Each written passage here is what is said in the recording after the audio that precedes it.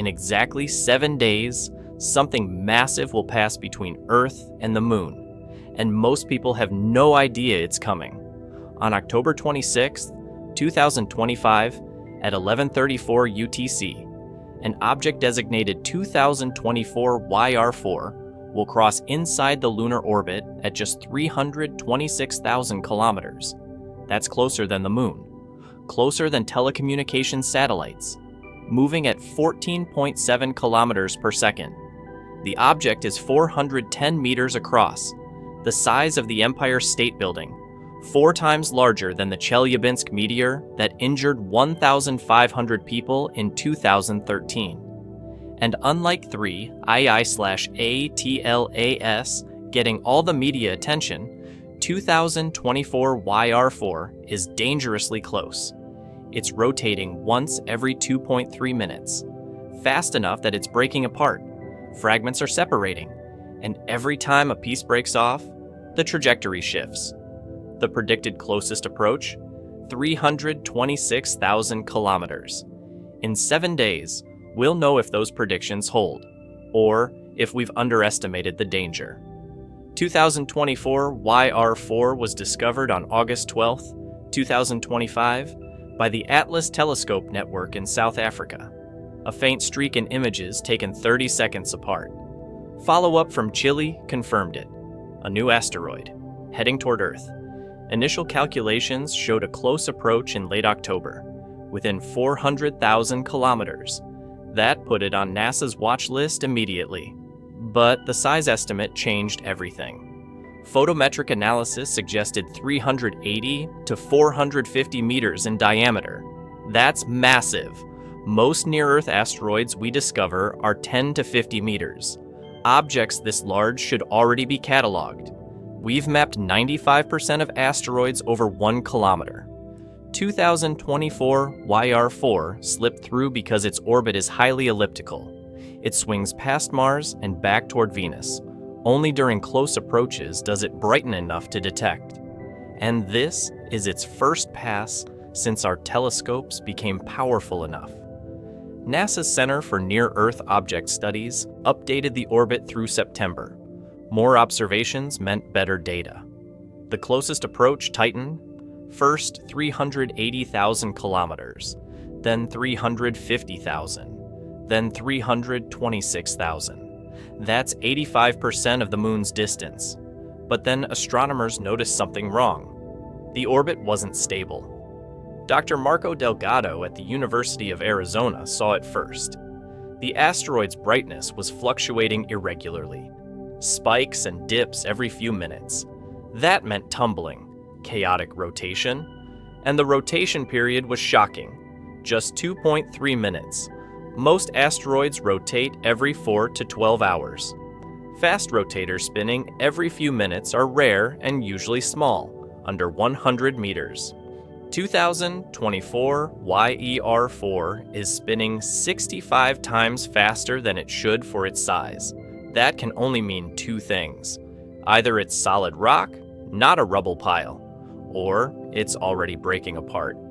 In late September, the Gemini North Telescope captured the answer. Small fragments, debris trailing behind 2024 YR4. Tiny pieces a few meters across, separating from the main body. The asteroid isn't just spinning, it's shedding material, and that's a problem. When an asteroid rotates too fast, centrifugal force overcomes gravity. The material on the surface wants to fly outward. For a rubble pile asteroid 400 meters across, the spin barrier is around 2.5 hours per rotation. 2024 YR4 is spinning once every 2.3 minutes. That's 65 times beyond the limit. Images show a bulge at the asteroid's equator.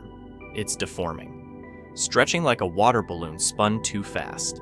Fragments are breaking off near the equator, where centrifugal force is strongest. And here's the crisis. Every time a fragment separates, it carries momentum. The main body recoils. The trajectory shifts, meters per second, small changes, but over weeks, they compound. The predicted closest approach shifted from 326,000 kilometers to 324,000, then 322,000. The error margin widened to plus or minus 8,000 kilometers. If the flyby is 8,000 kilometers closer than predicted, we're at 314,000 kilometers. Still safe. But if fragmentation continues, if larger pieces break off, the uncertainty grows, and we move closer to the danger zone. Dr. Emily Cho at MIT explains the real threat: tidal forces. When 2024 YR4 passes Earth, our gravity will be stronger on the side facing us than the far side. That difference stretches the asteroid. For most flybys, the effect is negligible. But 2024 YR4 is already unstable. NASA simulations show that at 326,000 kilometers, tidal forces are weak, not enough to break it apart. But if the flyby drops to 310,000 kilometers, tidal stress increases by 30%. Combined with the centrifugal force from fast spin, that could trigger catastrophic fragmentation. If the asteroid breaks apart during the flyby, most fragments will miss Earth. But the debris field spreads. Dozens of pieces on slightly different orbits. Some will loop back toward Earth on future passes. A single asteroid becomes a swarm, and tracking them all becomes impossible. The biggest problem isn't what we know, it's what we don't. The trajectory has uncertainty, and it's growing. Asteroid orbits are calculated using observations. Telescopes measure position at different times. Software fits those positions to an orbital path. More observations mean better accuracy. But 2024 YR4 keeps deviating from predictions. The cause is fragmentation. Each piece that breaks off acts like a tiny thruster. Unpredictable. Unmodeled. Dr. Alan Fitzsimmons at Queen's University Belfast put it simply in a leaked report. We're not tracking a stable object. We're tracking a disintegrating one. The trajectory is non-deterministic. The current prediction of 326,000 kilometers is based on the orbit as of October 18th, but by October 26th, when the flyby happens, the orbit might have changed. If several large fragments break off between now and then, the shift could be significant. NASA's Sentry system rates 2024 YR4 at Torino scale level 1. Routine discovery. No cause for concern. Impact probability effectively 0. But the Torino scale assumes stable trajectories. It doesn't account for fragmenting objects. Some scientists argue the rating should be higher, not because impact is likely, but because the situation is unpredictable. A Torino scale 2 or 3, indicating careful monitoring, would be appropriate, but NASA won't raise it. Too much public alarm. Behind the scenes, contingency plans are being drafted. If the flyby drops below 300,000 kilometers, ground-based radar activates. Goldstone in California. Arecibo's replacement in Puerto Rico. Real-time mapping. But there are also backup impact detection systems. Satellite operators are on alert. 2024 YR4 passes through the geosynchronous satellite zone at 35,786 kilometers altitude. The asteroid won't reach that height, but if it fragments, debris could. Telecommunications companies are preparing to move satellites, a precaution, but expensive. If 2024 YR4 breaks apart during the flyby, the consequences depend on timing and fragment size. Best case, fragmentation after closest approach. Pieces fly past harmlessly. They scatter into different orbits. Some return in decades. We track them. Monitor future approaches. Problem postponed. Moderate case. Fragmentation before closest approach. Debris field spreads.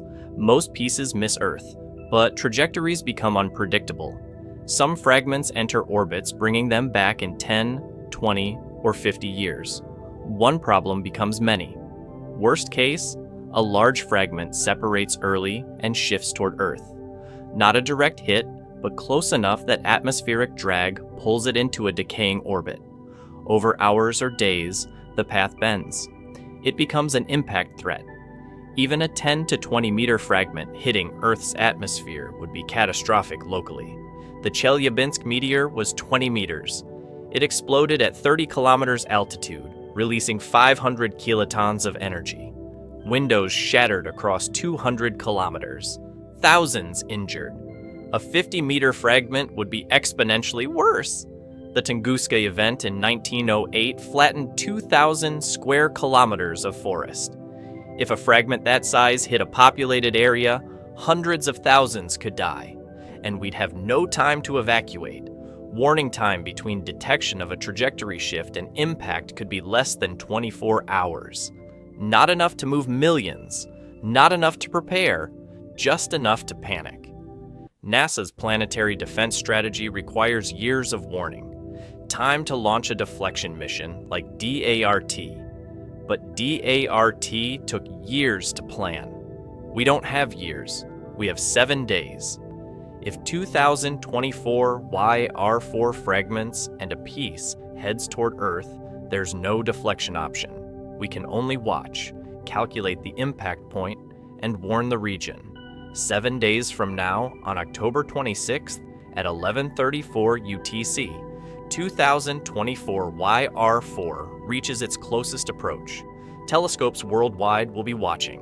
NASA, ESA, amateur astronomers, everyone. The asteroid will be visible from the southern hemisphere as a faint, fast-moving dot, magnitude 11 or 12. Too dim for naked eye, but easy with binoculars. Observers in Australia, South Africa, and South America will track it crossing the sky at 0.7 degrees per minute. Fast enough to see it move in real time. The European Space Agency runs parallel operations. Their telescopes and radar in Spain and Germany track independently. China's National Space Administration monitors with Purple Mountain Observatory and FAST telescope. This is global. No single nation handles it alone. The unknowns remain. Will 2024 YR4 fragment during flyby? Will spin accelerate or stabilize? Will a piece separate and shift trajectory? All we know is in 7 days, a 410-meter asteroid spinning 65 times too fast passes closer to Earth than the Moon. Impact probability is near zero. Probability of a problem? Higher. This isn't 3I/ATLAS, the interstellar comet in headlines. That's 1.5 astronomical units away. Millions of kilometers. No threat. 2024 YR4 is different. Close, big, unstable. In 7 days, we'll know if predictions hold, if the flyby is safe, if fragments miss us, or if we've underestimated the danger of a fast-spinning, fragmenting asteroid that refuses to follow the rules. The countdown has started, and the world is watching.